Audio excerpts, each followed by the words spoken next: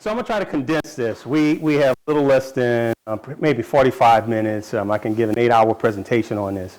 But the sole purpose I'm here is to speak on behalf of the UNESCO slave route. Is anybody familiar with that at all? Okay, good. Well, that's not good. Good that I can, whatever I say you're going to believe. Bad that you don't know. The other piece of this is to speak specifically about my role as a federal commissioner.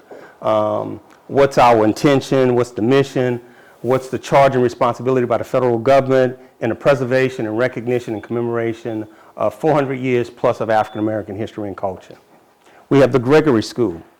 Now, it's so interesting because history is like a roadmap. Whatever your end destination is, it'll point you there if you excavate it. You know, cultural anthropologists love this place. Academics love this place. Historians love this place.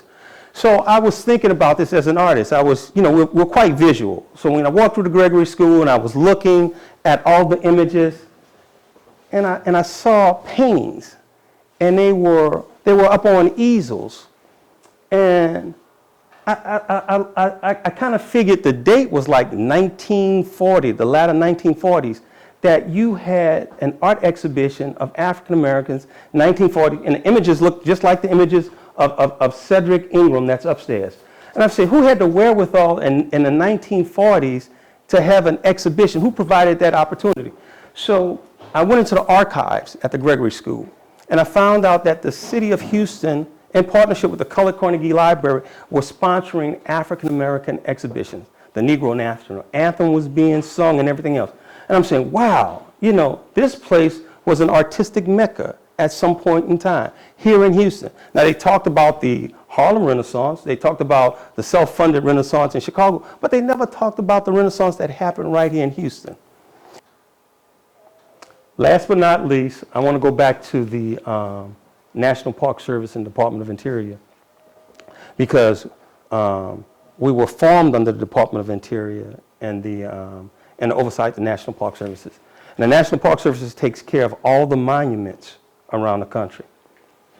Well, are you guys familiar with the Daughters of Confederate monuments, all the Southern Confederate monuments, about the Southern culture, Southern narrative, all these generals that lost the war during the Civil War? And you go in these Southern states and you see these monuments all day long, Beauregard, you name Andrew Jackson and so forth and whatnot.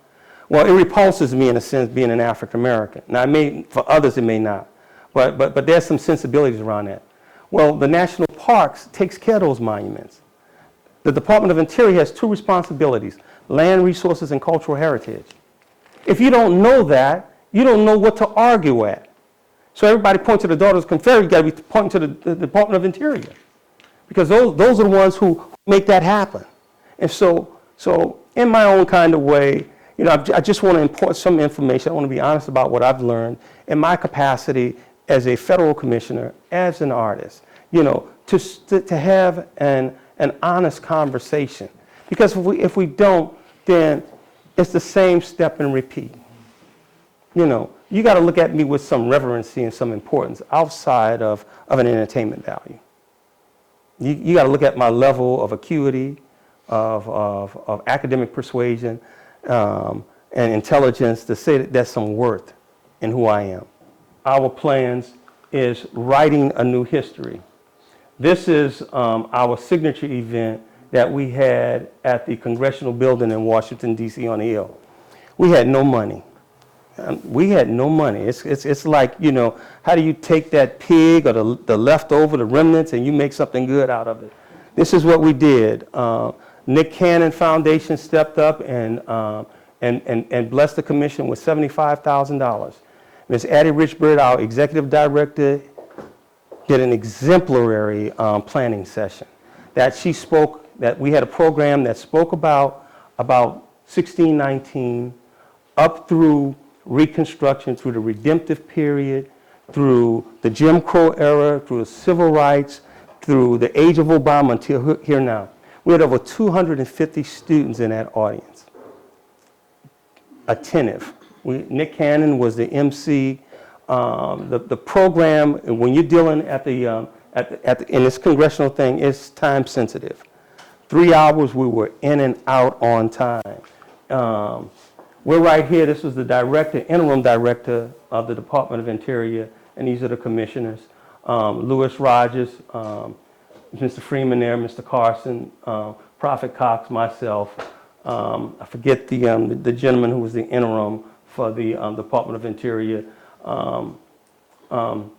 Joe Green, who was the chair at the time. Terry Brown, superintendent of the National Parks Services for Fort Monroe. Dr. Myron Pope, Kenya Cox, and that was our liaison, Christine Woodward. But this was the team, and still the team in place that is working very hard, very diligently. We're all federalized employees. That means that we work for the federal government. We don't receive any compensation for doing this. So it's a monumental task. It's one that the responsibility should not just be charged with the commission, but it should be charged with the entire community of involvement across the board to show how significant, how important our history, our contribution, and our culture. Is here to do. It is, to say that a brand of diversity, statistical diversity, is not segregation. Houston's the fourth most economically segregated city in the country. The income inequality here is 4 points higher than the national average. It's higher than Baltimore. Wow. It's just really tough. So what's the common, what you connect the dots, what do you come to? Racism. Go look on our website and look at our white papers. Because if you don't look at the white papers and if we don't confront it, then it's not confronted. And so I always like to be the nice guy who tells the sad salient facts that we're in one of the most racist cities in the country. When you see, just a couple of points, when you see that there is the fourth most economically segregated city in the country, that means that we don't have any money here. And then you combine that with the fact that foundations here give less than 1% of their funds to of-color assets. That means that then we don't have any money and they don't want to give us any money. And given that situation, of course, I come from on both sides of my family, 4 generations of entrepreneurs. You make your way. And we've always made our way through that. And so we are at the point of, we can get here. And I always have to make the point of where we live. Because it isn't just where we live. When Ted starts talking about what can you do where we live, this is the only, and it's, it just sort of like gets by. Now, we can get a grant from the National Endowment of the Arts, one of the hardest grants to get in the country, but we can't get one from here. We're subject to the Ford Foundation, but we can't get one from here. That's less than 1% on those foundations. And it begs certain kind of questions. Those questions are, what happens to the people of color on those boards? Where's the representation inside? Where's that coming? And it's not a Democratic or Republican thing here. It's across the board. So if there's anything that you want to confront every day, it's that racism. And you ask, what things can you do? Well, the first thing is you can embrace the fact that why is this happening? And then go out and tell people support this asset.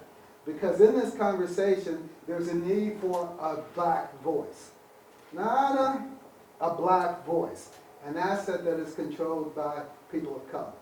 So with that, I want to thank Ted again. I have to always make that point because that's what HMAC is. All right. Thanks, John. There's a lot of people. Both of you.